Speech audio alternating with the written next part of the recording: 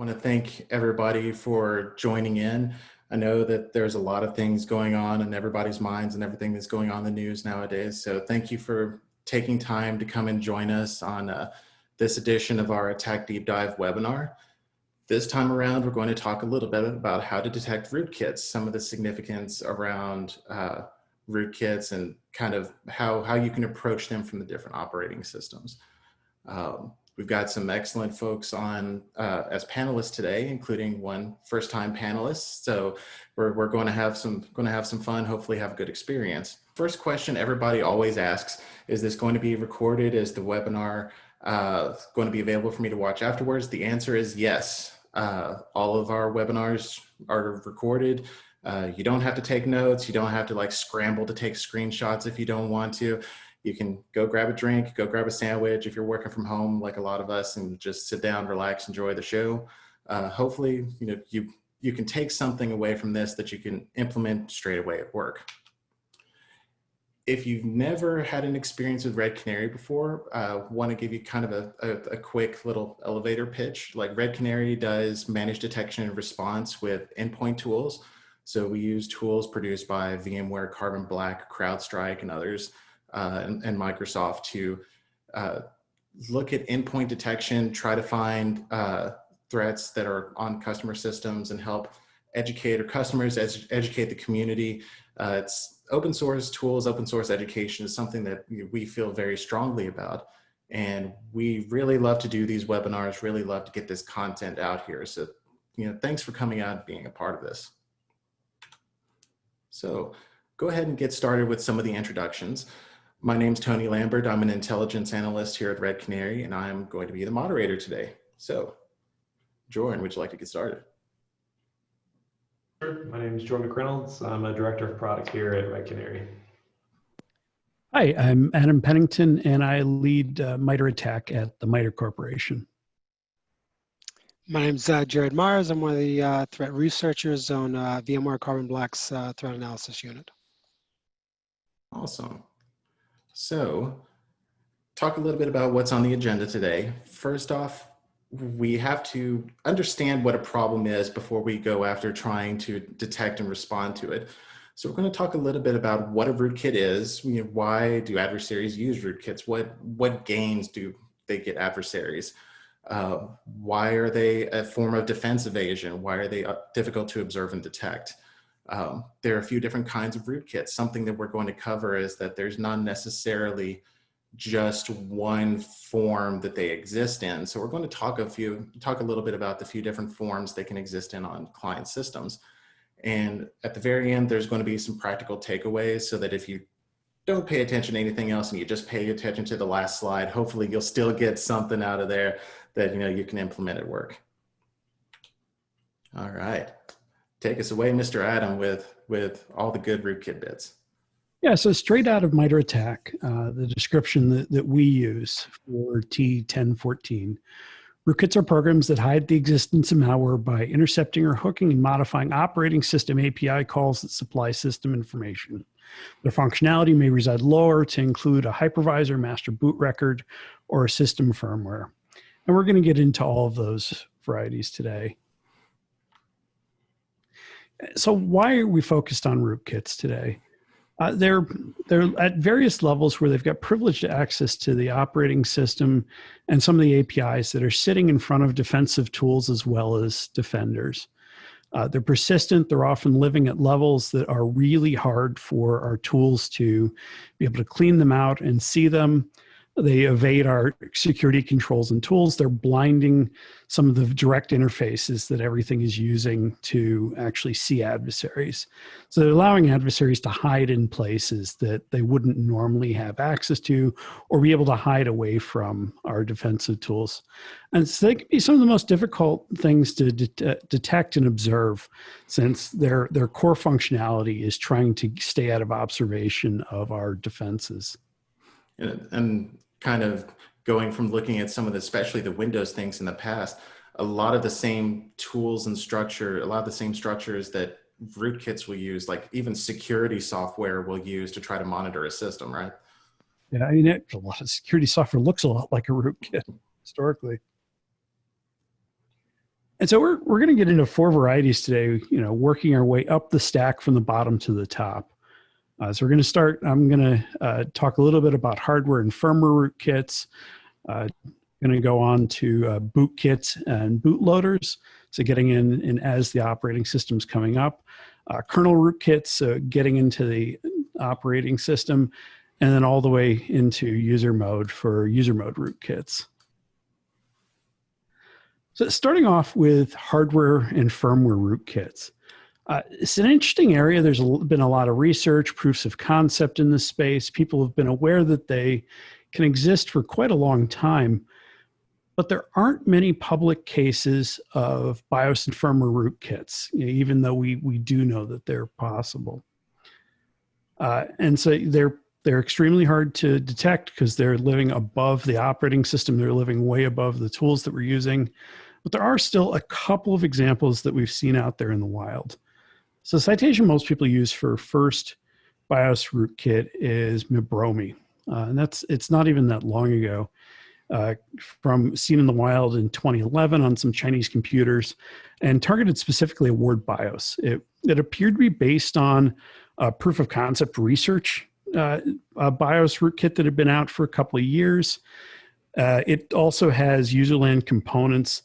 So it's using userland legit mechanisms to reflash the word BIOS with an infected version. Once it's got its code stored in the BIOS ROM, right after post, it installs a bootkit. So the next thing we'll be getting into the master boot record, and then a kernel rootkit. So next step down the chain.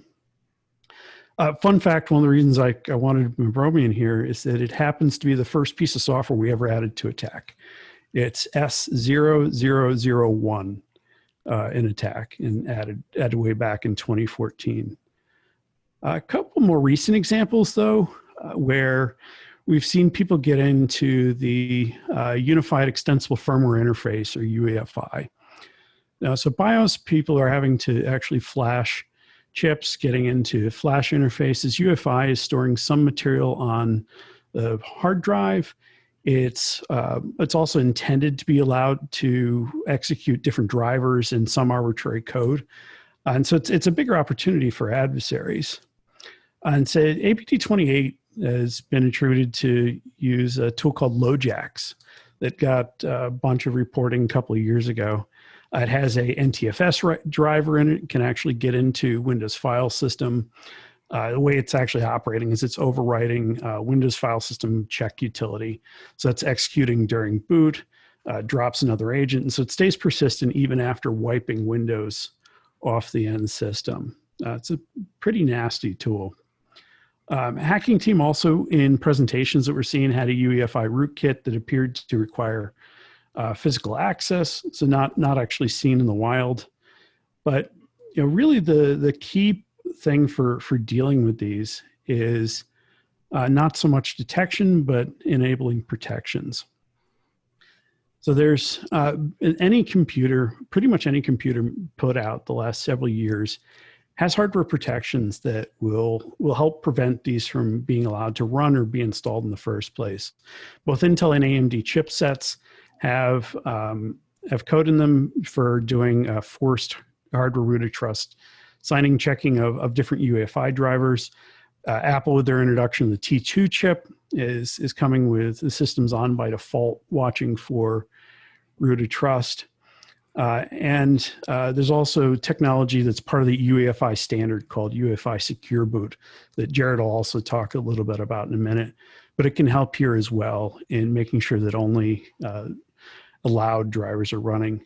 Coincidentally, National Security Agency yesterday released a 33-page guide on customizing UEFI Secure Boot, and it includes protecting against LoJax as a specific example in the report. So that's something that might be useful to read in the space and timely today. And I got to say, we promised that we didn't orchestrate this. It happened independently of the webinar. It just happened to pop up.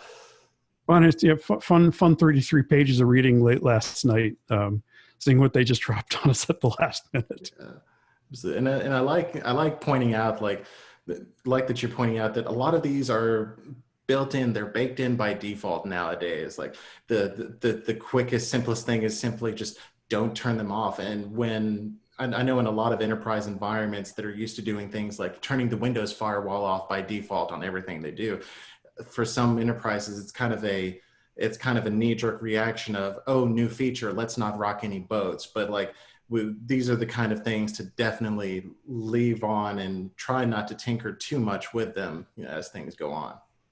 And some of the point of the NSA report was specifically to address that secure boot's not compatible with a number of things, and so the first response is turn it off. You know, just turn off protection, and so the whole guide is on how to customize it so that you don't have to turn it off.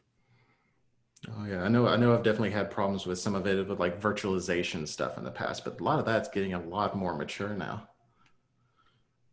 And so for most of the rest of these, we're going to be getting into, you know, protections and detections across different operating systems. But detection on this there's not a lot you can do at the operating system level, and they don't really differ that much from OS to OS. You know, they might have a NTFS kernel driver in the case of LoJax, but you know, the firmware is going to be the same across the various system. I don't have a lot to say here about detection either. These are living mostly outside of the visibility of tools. There's some research out there looking at measurement systems for BIOSes, but there's not a lot that's something that can be used today. So because these aren't that prevalent, and somebody asked even by APTs in the Q&A, and I assume they mean saying rare even with APTs, at least in public reporting, these really have not been prevalent out there. Yeah, again, we know it's possible, but these aren't easy to write either. You know, these do take a fairly high skill level. So because they're not prevalent and there isn't a lot we can do for detection, I'm going to move on from talking about them. So next, I'm going to pass the ball over to Jared. Get on to Rootkits. Absolutely. Thank you, Adam.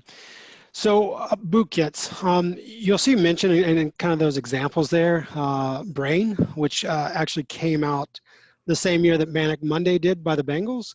So in terms of malware, it is ancient, but the approach that malware kind of represents, at least at a very high level, is what we still see out of many Rootkits today.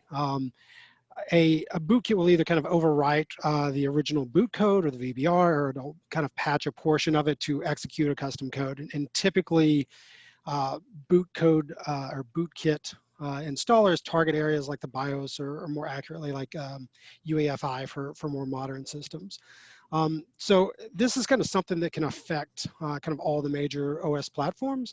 Dreambot, which was released by Quarks Lab, I think, was kind of basically like a POC exploit that would basically replace the UEFI bootloader, and then it hooks the kernel loader and patches some things to get around PatchGuard to basically bypass it, which kind of is some of the built-in security controls we'll talk about. The issue with it was this approach could be very prone to like blue screens and things like that, but it kind of served as a new approach for, I think, other bootkits to follow. So you saw kind of a lot of things that came after that. Rovex was similar in that it leveraged the VBR, and it would overwrite kind of a portion of the interrupt descriptor table to obtain hooks into like kernel loading mode, and then it would kind of load the rootkit portion of the malware itself. There have also been like some UEFI vulnerabilities in the past against Mac, and more recently against like Linux grub. So when we're talking about boot hole, it was just kind of the ability where data could be read from like the grub config file. And if that was just kind of loaded up, it could be executed. There was just kind of some things overstored outside of that. So now that we know a little bit more about kind of bootkits, let's talk about kind of the OS level protections around them. Like in general, secure boot still remains kind of an amazing option for mitigating some of these types of attacks, whether it's from kind of the native process of secure boot or leveraging kind of like the TPM chip capabilities. As far as visibility and detection goes, these bootkits and the rootkits that I'm going to talk about here in a minute, the rootkits especially, don't happen in kind of a void. That's kind of the other part. They're created on the system kind of by a dropper and installer. And oftentimes this process involves the writing of numerous files to disk, registry changes, raw disk access, things like that. So we'll talk a little bit more about that. Let's go to slide 14. So kernel rootkits it's really a type of malware or a tool that either kind of hides itself or other components from the OS, as well as other capabilities like hiding network connections, things like that.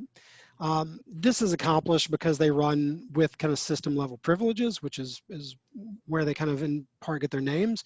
The code itself has traditionally been saved kind of on disk as like a Windows driver or a kernel module for Linux and macOS. And then typically they work either by leveraging kind of DCOM, so like direct kernel object manipulation, or like kernel object hooking. And here are kind of some fairly notable examples of malware families that have leveraged rootkits, at least as a portion. The first one there is Ramsey. So that's a relatively recent sample. And in the later variants, I want to say it was like 2.A, 2.B, they had like a weird naming convention. They utilized kind of a rootkit component to hide files on disk to kind of deter deleting it or cleaning it up, kind of moderate triage, if you will. Crisis and Interseer. I always like saying like malware names out loud because I'm never sure if I'm saying them right. I always just read them. So I don't know if I'm pronouncing that right, but they're kind of older Mac rootkits. I think both of those targeted like OS X.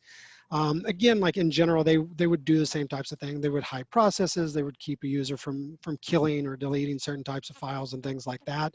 I think those are going to be kind of less prevalent as we move from OS X into like Mac OS 11.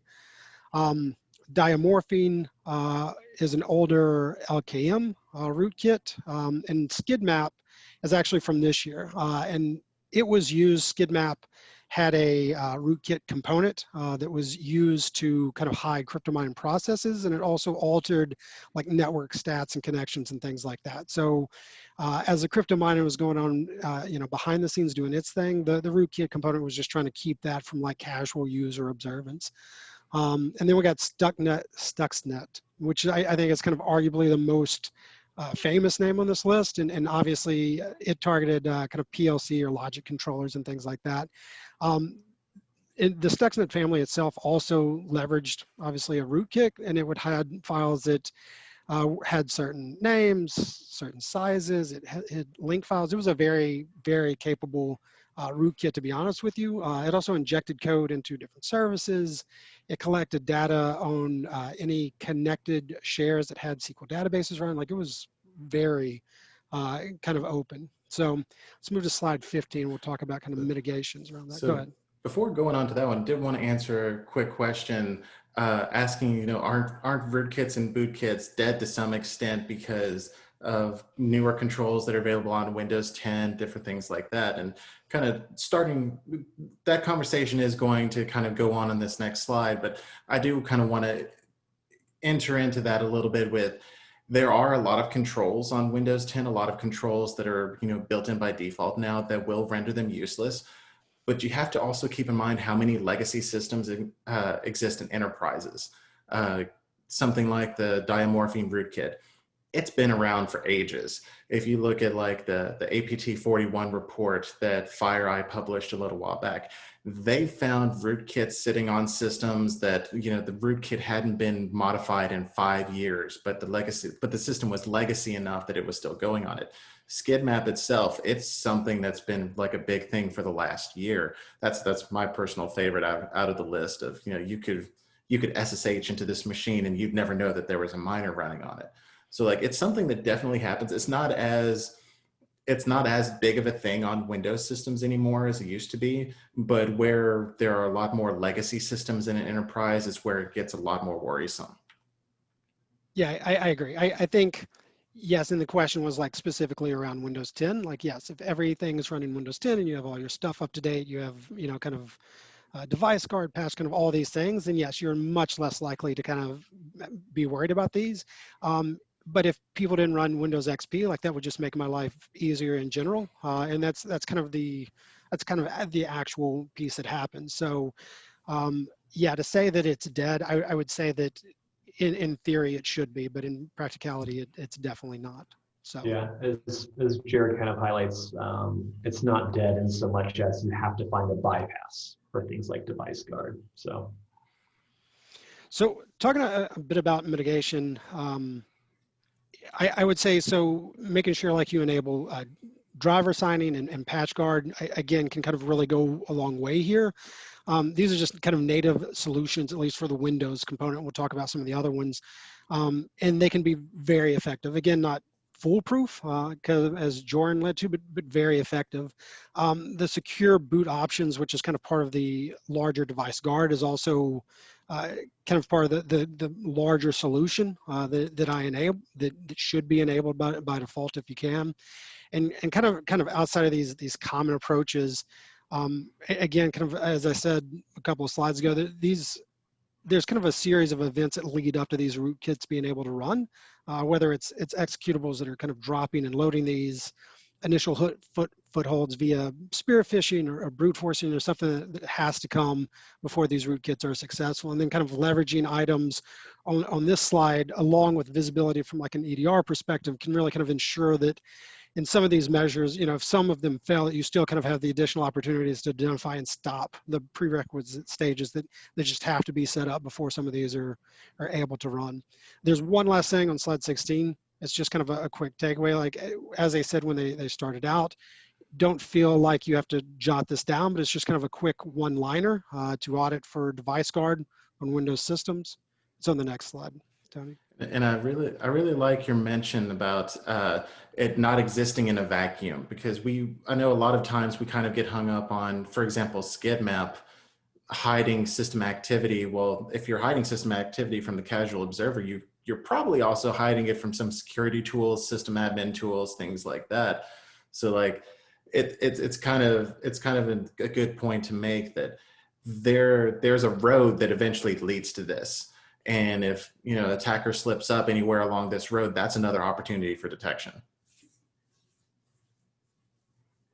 All right, sweet. All right. So in kind of talking through some of the macOS, what things look like for kernel extensions with rootkits on the macOS and Linux side, you want to get us started with that, Joran? sure. So macOS has been chipping away at this problem for a number of years, starting in version 10.11 plus, where kernel extensions, which is Mac's term for a kernel driver or kernel module, signing was enforced. So through that process, Apple gets some visibility into what you're doing and whether they will or will not, approve that behavior. And as we're seeing in the latest release of macOS titled Big Sur, kernel extensions or KEX are actually being completely deprecated in favor of what they're terming as system extensions. And this was done both for security reasons and performance, reliability, and stability reasons. So for better or for worse, when vendors would write kernel code bugs, it would kernel panic the laptop, and the end user may or may not blame Apple, or figure out that it was actually a product that they had deployed or their IT team had deployed. And so Apple is now exposing all of that information that would normally require a kernel extension through APIs that are accessible in userland. So you no longer have to write really low-level code. You could write it in Swift or whatever you want to. So a lot of products, including VPNs, EDR, EPP, etc., are right now writing their new versions of their products in order to support this new model. And then entitlements. So lines get blurred a little bit here, but again, over the number of years, Apple has introduced this concept of entitlements, where you have to declare the type of access that you want or the operations that your application will perform. A very simple example is if you had a calculator, there's no reason for the calculator to access the microphone or your webcam. And so if you're publishing things through the App Store, you have to state what those entitlements are, and then those are enforced through a sandbox and that's enforced at the kernel level. So this is useful for preventing things that would otherwise not have access to the kernel.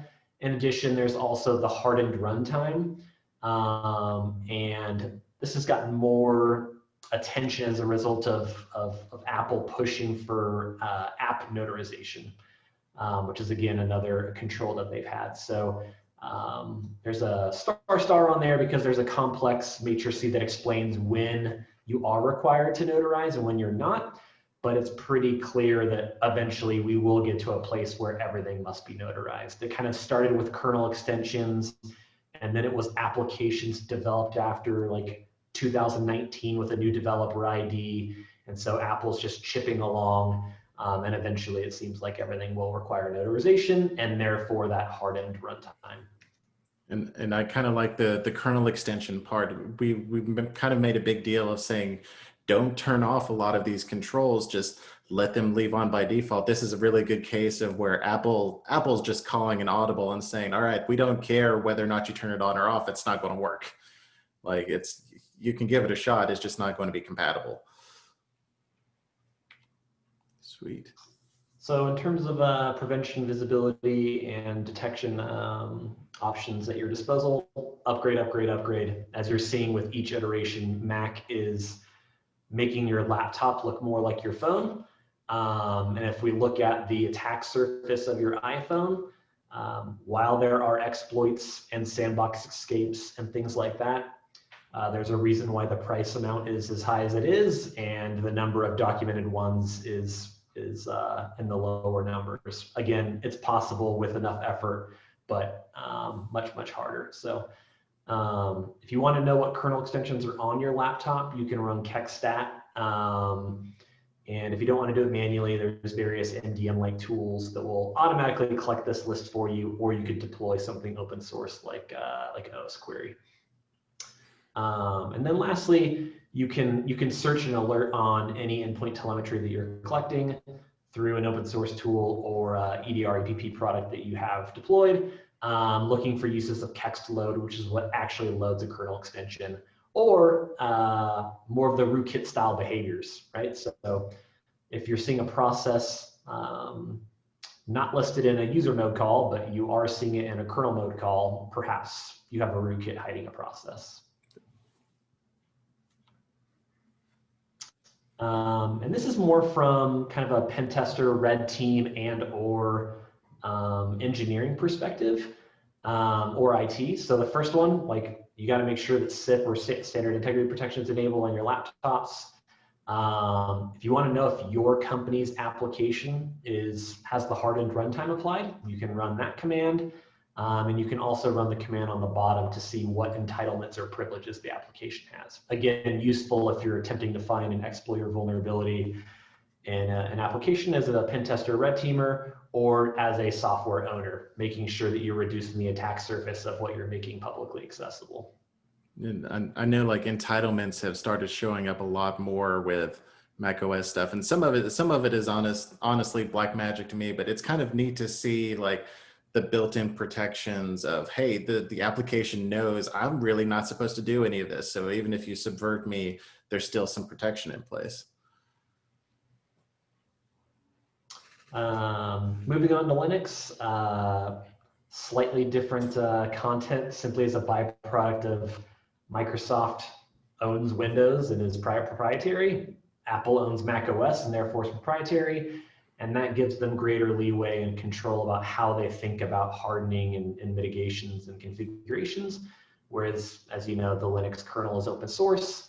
And so there's a lot of alignment and strategy that has to be had to implement these things. Performance is of the utmost importance, as you'll see in conversations of whether security features can or cannot go into the Linux kernel, which dovetails nicely into the lockdown Linux security module, which will exist in kernel v5.4 and above. But kind of in typical Linux fashion, it's opt-in because it could have performance implications. So I think if you're a system administrator for Linux or infrastructure, DevOps, etc., I think you have to have that mindset of Linux from a security control perspective. There's a decent chunk of things that are opt-in. They're doing more and more work to make it a default mechanism, but things like this are opt-in. And the two modes will effectively let you define what can or cannot occur, like modifying of the running kernel or extracting information from the kernel. Another option, we kind of talked a little bit about grub configuration earlier.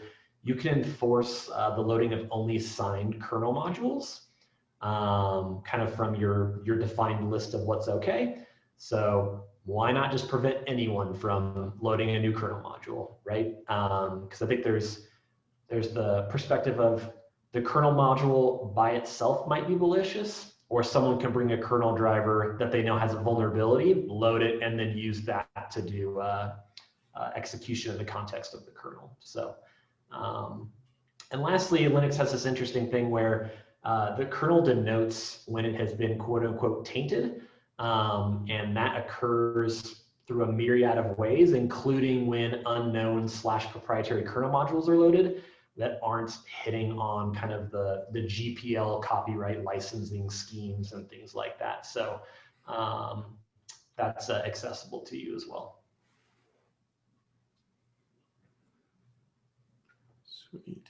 So yeah, and for the mitigation and sort of visibility of things, in some ways it does seem like Linux is a little bit more of a Wild West compared to the other operating systems, because the controls seem like you were talking about, like it's not a proprietary sort of thing, and it's a group of folks getting together to try to come together and agree all on one thing, and a lot of times that seems very, very difficult. Yep, that is definitely true. So some options you have available here: upgrade your Linux distributions and/or your Linux kernels. I think a number of years back, where every Linux server was a server in a data center. This was harder in the new world of cloud, where you can burn and turn infrastructure, define infrastructure as code, and configuration as code. If you're kind of there in your quote unquote digital transformation journey, you're able to more easily upgrade things, right? You don't have to necessarily upgrade them in place. You can just literally take it out and put the new thing in, right? And then we already mentioned the loading of signed kernel modules only. And Linux, if you want to know what kernel modules are on a machine, you can just run lsmod. Again, there are tools, commercial and otherwise, that can continuously collect this, in addition to alerting you on ones that aren't in a defined list that you've approved, or are kind of known bad. If you want to know if your kernel has that kind of taint flag, you can just cat that file outline on the bottom, and it'll tell you, I think 0 means not tainted, and then any other code denotes that it is, and it will describe the reason why. Works. And the final topic to kind of get into with rootkits is user mode rootkits. This is something that one of my personal favorites, LD preload rootkits, that can get into this, like be able to help manipulate system calls. This is one of the only types that don't require administrative privileges. Like, can you talk us through like what this looks like in the real world? I want to quickly answer a question, because I saw it in chat that was relevant to what I just said, and so I partially tuned you out, Tony. I apologize. Oh, you're fine. So, the question was, how does catting that file provide evidence of taint? Would the rootkit simply set the value to 0? This is part of the cat and mouse game of rootkits. Like, the rootkit could hide its userland component only. It might hide the userland component and all subsequent network connections. It might try and hide the actual kernel mode component itself if you attempt to list it. Down the rabbit hole you go. So I think the one thing to consider is, with each of these options that an operator would implement comes complexity, cost, and risk. And so adversaries tend to, just like a real business, try and make decisions of what's going to let me achieve my outcome. for the intended target. So I think you kind of have to apply that lens to, we could take that to the nth degree, but what's likely going to let us catch, 90% plus, and how do I view myself or my organization within that lens? So it's a great question. I love that answer. That's a very beautiful way of saying it depends. That's much better than I could do. So sweet. Tony, would you mind teeing me up again for the question that you had asked me? No problem at all. So one of my personal favorites, I know I tend to bend people's ear on LD preload rootkits because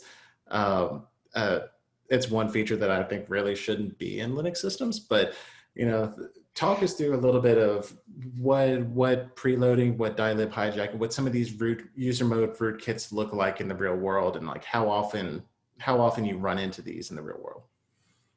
Yep, that's a good question. So LD preload, exists for a reason. It's a GNU linker feature, not necessarily a Linux feature.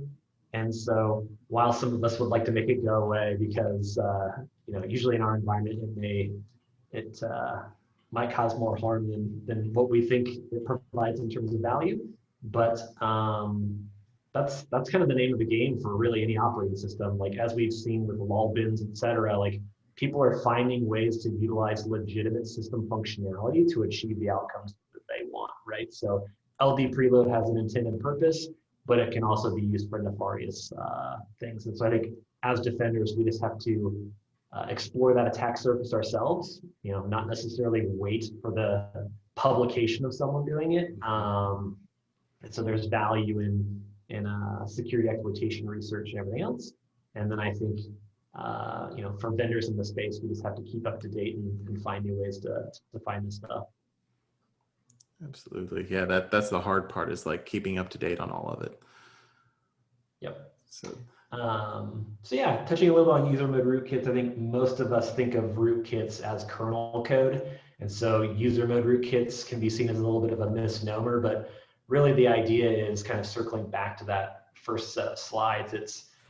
It changes the intended behavior for other things or what's observed by other things. And so a user mode rootkit might change what's returned to another process.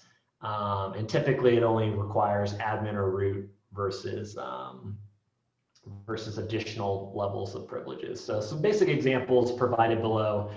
If you were to replace the ls binary, right, where it may not return the user land component of the implant. Or as Tony was alluding to, using LD preload to map untrusted code in another process. And so it does things it shouldn't do. And so some examples that are in the wild is Hidden Wasp for Linux, along with Azazel.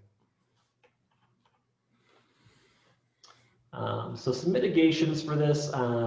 macOS has something called Gatekeeper, which only lets quote unquote authorized software from running.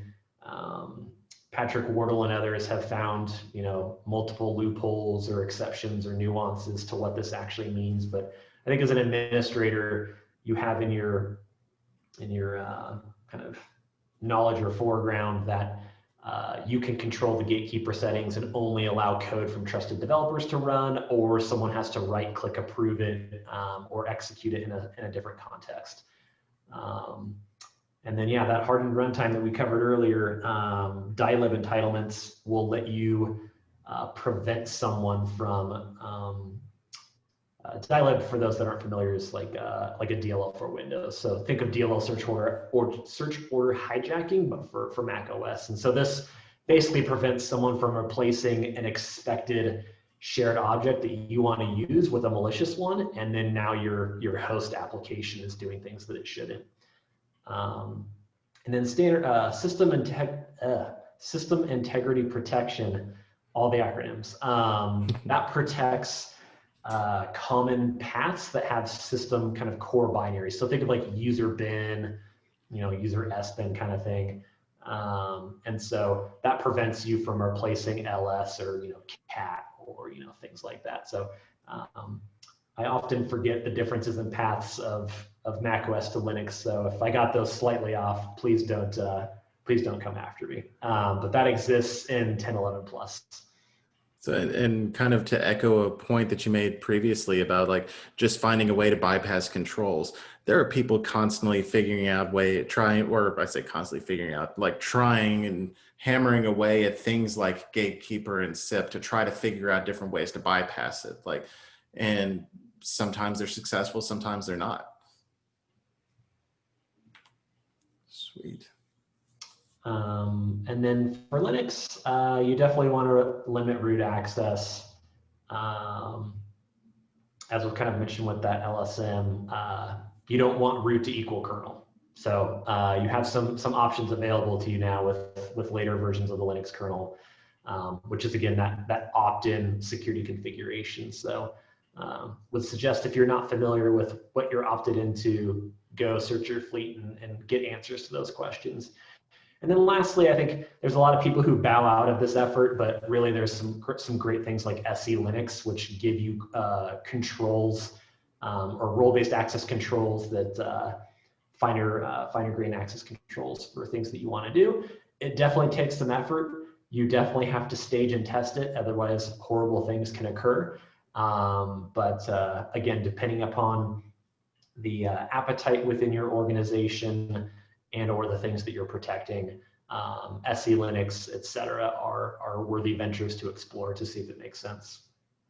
Yeah, I remember my first adventure with SE Linux stuff. I was a systems admin, and I couldn't figure out why my LAMP web server couldn't talk to MySQL. You know, it was just like it was flipping one setting with SE Linux, but it was almost kind of like the secure boot sort of thing of you start reading through all of the forums, all the tech support things, and people's first answer is turn it off.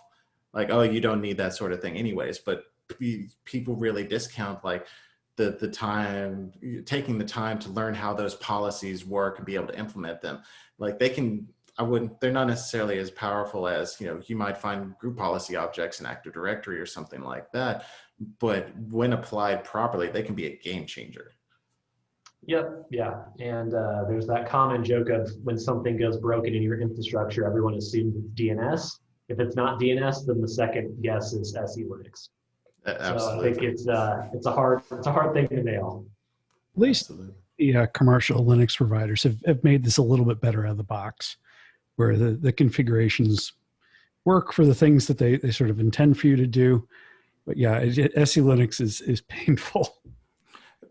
What I've started seeing a lot more with packages, with package installations, every now and then I'll visit an open source project and I'll see a change log where they say, oh yeah, now we include our SE Linux policies in our package installations, so you don't have to worry about that later. Like my heart fills with joy when I see that in a change log nowadays. Right up until you want it to use a new port that they weren't planning. Yeah, it's an imperfect world. It's very imperfect.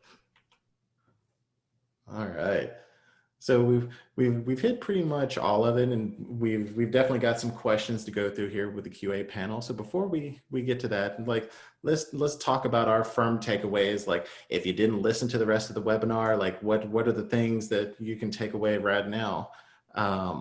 And the answer is almost universally like enable secure boot. Like don't turn off the things that are included with operating system protections, right? Like, let's just look at, if you want to monitor for bootloader changes, you can do so. Like, if you're able to exclude your normal systems administrators from modifying bootloaders, that's one way that you could potentially catch bootkits. Enforce signed kernel modules, enforce signed drivers wherever you can. Obtain hardware from trusted sources. Like one thing that it's kind of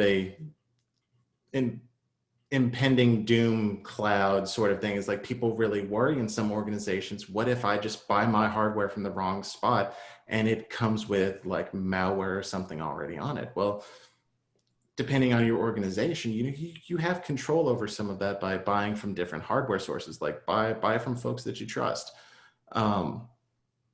For the kernel user mode things, it really depends on what versioning you have. It really depends on the permissions that you have.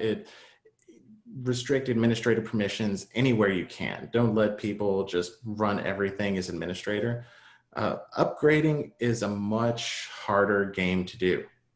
Like I know something that you had mentioned, Jordan, talking about specifically getting the kernel support versions in like version 5.4 and beyond. That's probably not going to be something you can get on like Red Hat 5 or like older versions of Linux without doing some real like manipulation there. Like there's a lot of process that goes in behind this. So do you guys have anything else you want to add to the takeaways? Anything that you want to bring home? And I think you said it, which is basically across all of this, turn on the protections you have. It's a really hard space for detection. So you do everything you can not to end up in these places in the first place.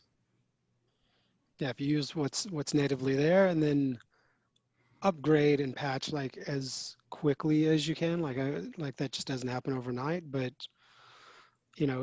don't let things go. If you have a routine cadence, that's good. And if you have visibility, into that you can get some of that stuff updated and patched and upgraded, then that's even better. So. Awesome. All right, sweet. So right before getting into the Q&A, like if you guys want to look through the Q&A and chat real quick and see if there's anything specific you want to answer, I can cover the last little bit of housekeeping. Something I should have mentioned at the beginning of the webinar, but I forgot to. Keep your eye out for a Zoom survey at the end of this to kind of give some feedback on how the webinar has gone. We're really excited to hear feedback. Without your guys' feedback, we can't, we can't keep webinars going. Like you have to have an audience, have to have, people that are happy with the webinars to keep going with them. So let us know how you think this went, and we're happy to take feedback into account for the future. Coming up, definitely not today, in the near future, we're going to also be doing a webinar with VMware Carbon Black called Securing Distributed Healthcare Organizations. It's going to be on September 24th, and I believe it's going to have Evan Hernandez from VMware Carbon Black and Adam Mathis from Red Canary. Adam's one of my favorite people. He's a marvelous person, and he used to do a lot of good stuff with healthcare before he came to Red Canary. So definitely attend that webinar. If you don't plan for anything else in the year, go to that one. So do you gentlemen have any questions that you see in the Q&A that you immediately want to cover? Do we want to just go through it a little bit at a time?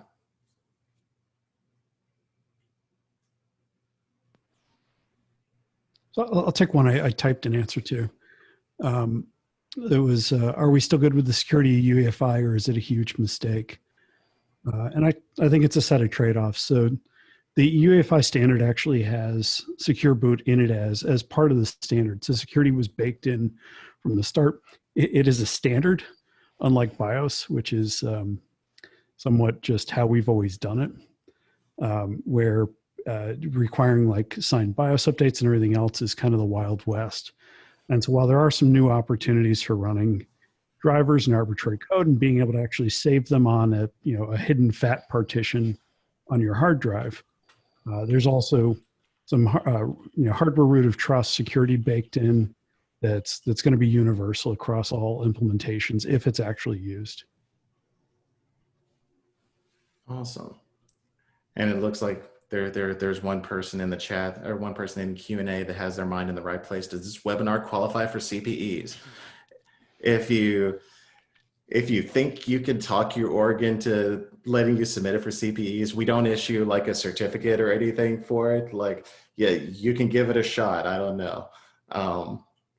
I'm sure at some level it might qualify as community engagement for your GX certs or something. Sweet. So one I did kind of want to cover, somebody asked a good question about Rootkit Hunter, RK Hunter on Linux, how effective these tools are. So Rootkit Hunter, and I know it wouldn't surprise me if Jordan's looked into this as well, but correct me if I'm wrong, Rootkit Hunter and tools like that work primarily on just looking for artifacts that rootkits have left over, correct? Yeah, some of them will look for, you know, maybe indicators of compromise isn't the right phrase, but they will look for artifacts known to be associated with rootkit families. So like a lot of them will just do hashing of files and see if it matches known bad. So kind of like basic comparisons versus actually doing any level of introspection in the kernel or things like that. So I'd say they're a little bit primitive in their approach. I don't think you're going to find the output is 100% operational. So I think if you're exploring a tool like that, you might want to kind of outline what your desired outcomes are and how much effort and support you're willing to put into the deployment of that.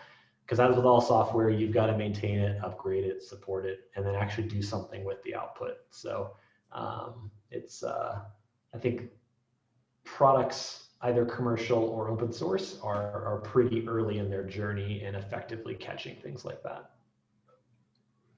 Awesome. So it looks like we've also got one question. What are some strategies for dealing with out of band management implants? So I'm going to go out on a limb here and assume we're talking about things like lights out cards, things like that. Stuff that, you know, the kind of tag-alongs that you might have with hardware, but that are used to manage it in, you know, cases where the console itself isn't available. You guys have ideas, thoughts on those? Anything that you've particularly seen in the wild that you can share?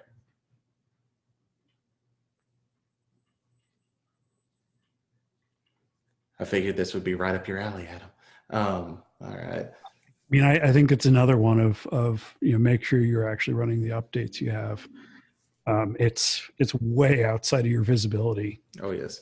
Most people, and so it's, you know, I don't really know how you're going to see an implant on your iDRAC card. Yeah.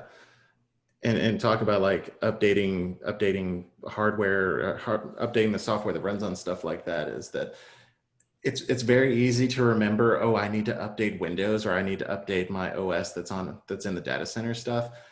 But how often do you think about your iDRAC card? Or how often do you think about stuff like that? Like that may have the original firmware that originally came with the server when you bought it 10 years ago. Like I also know it's a piece of mitigation device people hate, but you know, it's an area where network segmentation, especially if it's network interface, which they often do, can be critical. You know, there's no real reason that your user Windows system should be able to talk to these cards, even though, you know, obviously it makes for an easier networking setup. It's definitely opening up opportunities for badness. I like to have KVM access from my bed all the time. So there's one on there, like, have you seen any use of rootkits with ransomware variants?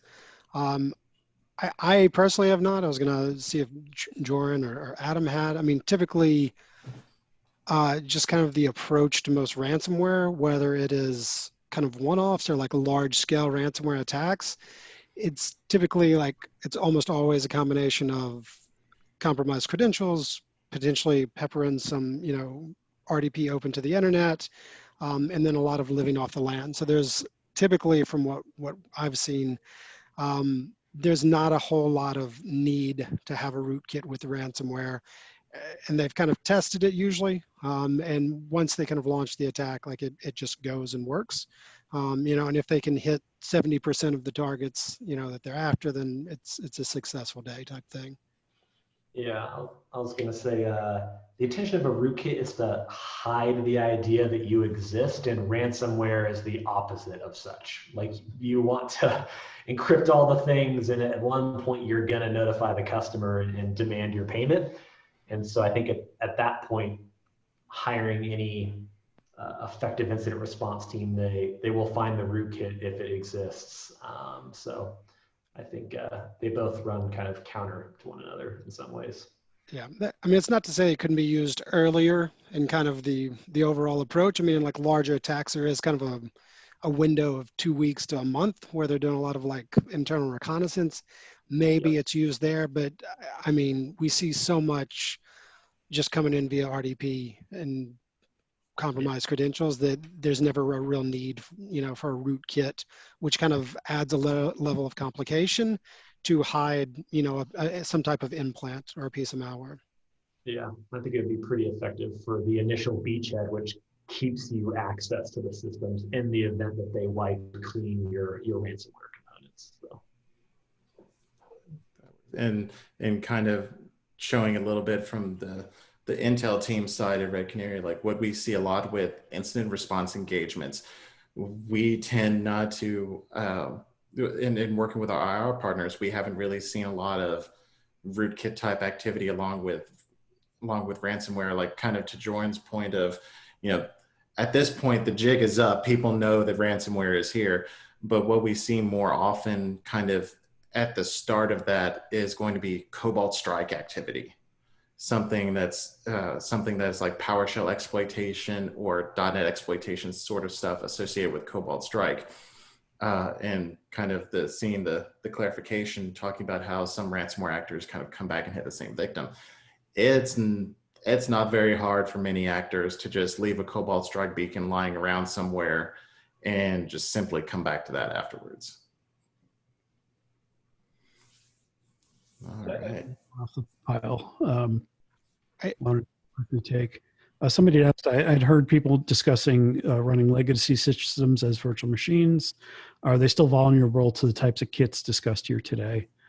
And virtualization prevents the ability to do some of the BIOS reflashing that we talked about today, but it's pretty much the same for everything else. The one piece of good news is that the commercial virtualization, especially newer products, do have some of the same protections built in that real hardware does, whether it's UEFI secure boot and things of that nature. So you can actually set up a hardware root of trust if you've got something modern enough to be able to run it. A virtual hardware root of trust, I guess I should say.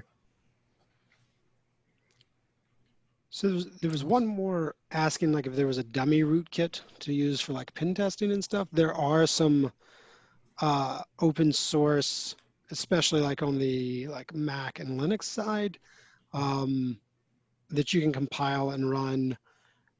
I would be very careful with any of those because they are very prone to do weird things, especially when you start messing around with levels at things at that level. I would just be very careful when doing it. And I'm not sure, to be honest with you, for the Windows side of the house. I didn't know if Tony or Jordan had any insight to that. I'm not knowledgeable of a well publicized one for Windows that's on GitHub, but as you point out, for Linux, there's Reptile and there's other ones, but as Jared highlights, there's risks that you need to account for. Make sure the code only does what you want it to do and not someone backdoor the rootkit and now you've compromised your business. And two, kernel code is hard, right? And so these open source rootkits aren't built by APTs or nation states. They are built by someone in their free time. And so they're not doing a whole lot of checks to ensure that they will work correctly on kernel 5.4 relative to 4.6. And so it's very possible you could crash the system. So take caution when using in real environments with real consequences.